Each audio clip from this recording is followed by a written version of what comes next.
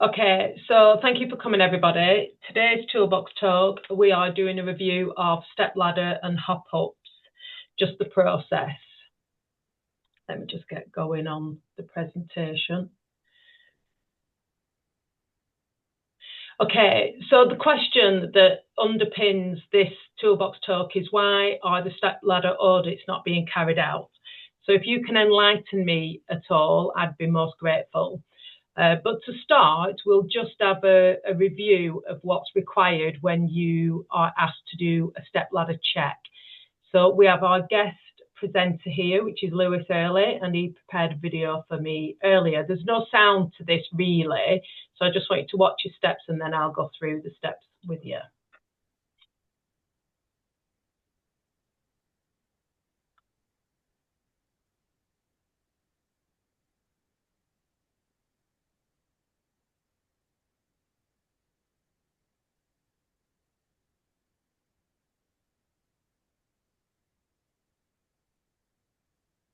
Okay, so just to confirm, what Lewis demonstrated there was a visual check of the whole unit. When he got his ladder out, he checked that it was in one piece. He then specifically checked the rungs for any missing loose or bent items. He did the same with checking the rails. He checked the top of the ladder, checking for any missing or loose bent items.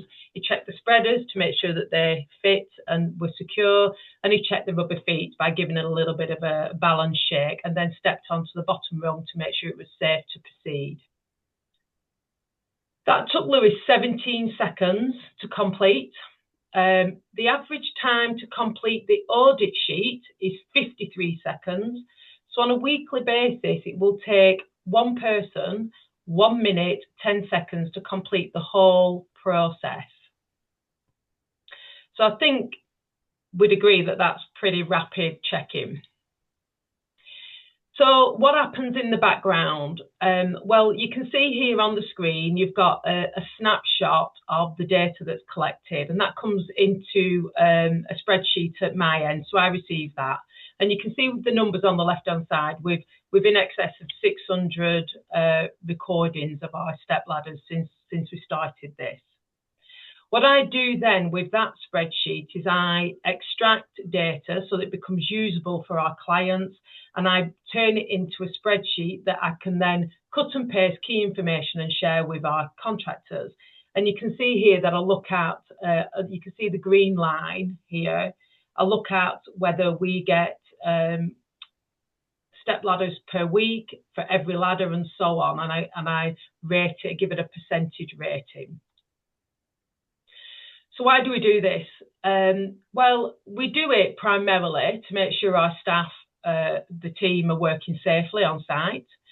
But fundamentally, we do it because we have to, because it's a legal requirement of running a company.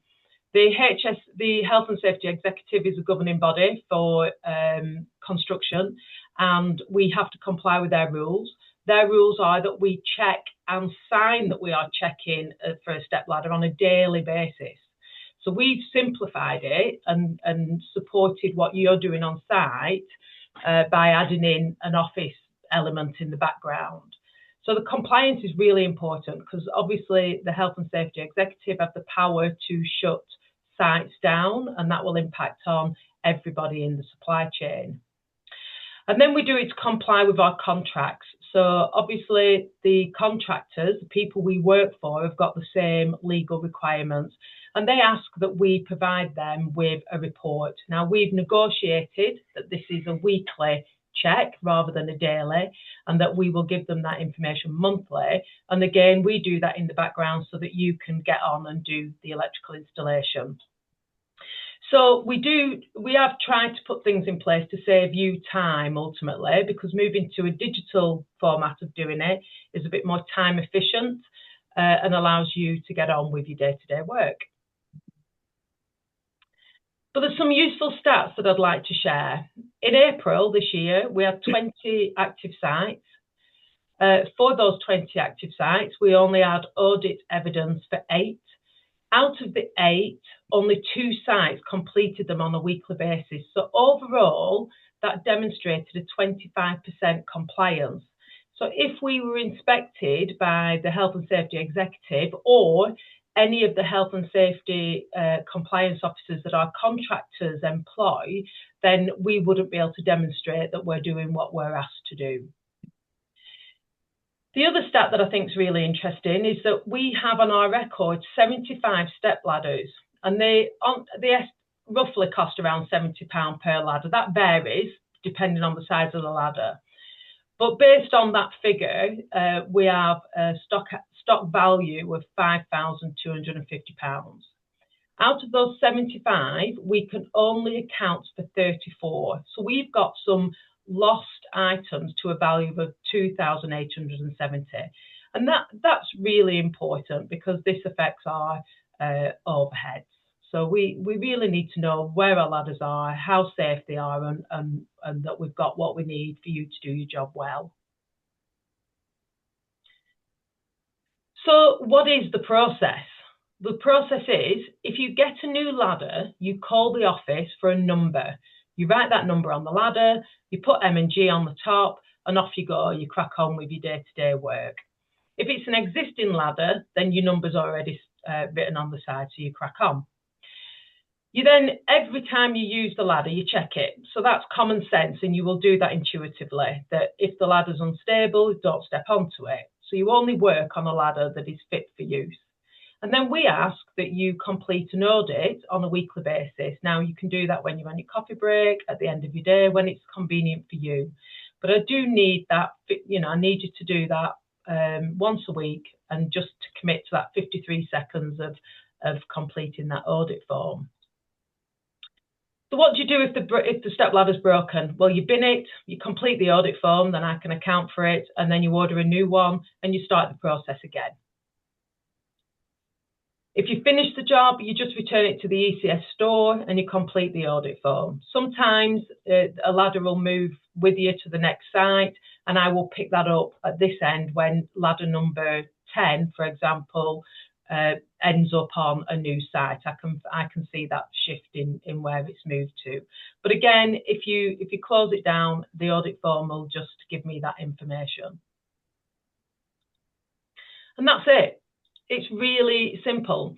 So I'd just like to open the floor to you guys now, because I really need to understand what is it that's stopping this process from happening out there. And I wondered if you could give me some pointers.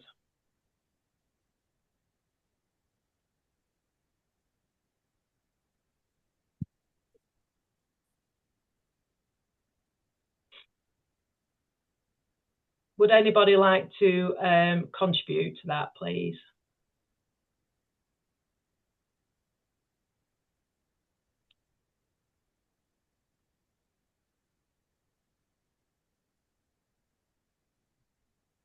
Is there anybody present in the Toolbox talk at the minute? Yes. Yeah, you can see who's there, Leona, yeah.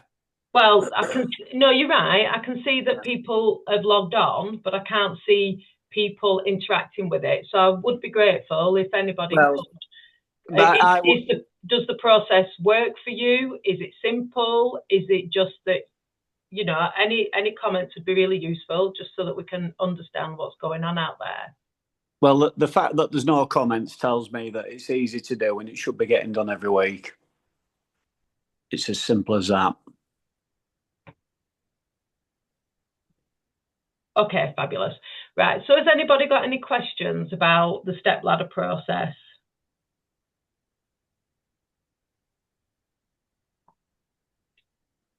Fabulous. Right, okay, so just as a reminder, if you haven't put your name in the chat box and you're sharing a device, please put your name in the chat before you log off. But before you go, I'm just going to hand over to Warren for any announcements. Right, lads, a couple of things that the NHPC are picking up on at the moment. When we're first fixing the 50mm rule, which basically the cable needs to be clipped 50mm from the surface of the wood, not the surface of the plasterboard. This counts for the loft as well. We've noticed a few of them are picking up on this. So we've got to make sure that the cables in the loft are clipped 50 mil from the surface of the joist from the underside. And secondly, there is an issue now where all the fibre cables we install terminate into a single box unless you're told differently. So whether it be BT, fibre, OpenReach, all the rest, put a single box in where it shows the ONT point. And again, unless you are told differently, if you are told differently, I need to know about it. Okay? And that's it. Just a couple more announcements. So just to be aware that the Health and Safety Executive is accessing construction sites. So we received a notification from Avant to say that the Health and Safety Executive are doing visits nationally. So it doesn't necessarily mean it's going to hit our region, but they are out there doing walk rounds with a focus on occupational health. So they're particularly interested in lung health. So how contractors and supply chain partners are using their respiratory protective equipment. But obviously that's their focus, but they can intervene. They have the powers to intervene with any health and safety concerns. So just be aware that that is happening nationally. The other thing that I think is really useful to share, particularly because we've got some apprentices in the room and some supervisors, is that college providers are now charging for AM2 resits. And what that means is that when an apprentice takes their AM2 exam for their endpoint assessment, if they fail a unit, so it's broken down into 10 units, and if they fail a unit, there is a fee per unit that's failed. And that can, I've only had a quick look at the numbers, but that can be up to a maximum of £2,000 to resit your AM2 if you fail all units, which would be rare that would happen. But I think it's really important that we all understand that there is a fee, an additional fee to the apprentice for the cost of that resit. So just, get it right first time, I suppose. So I think that's useful to share. Is there any questions or any other comments from anyone in the room? No. All right, lovely. Thanks for coming, everybody. And I will send a register in the next hour or so for you to complete. Thank you very much. Thank you. Thank you. Bye. Thank you. Bye. Thanks,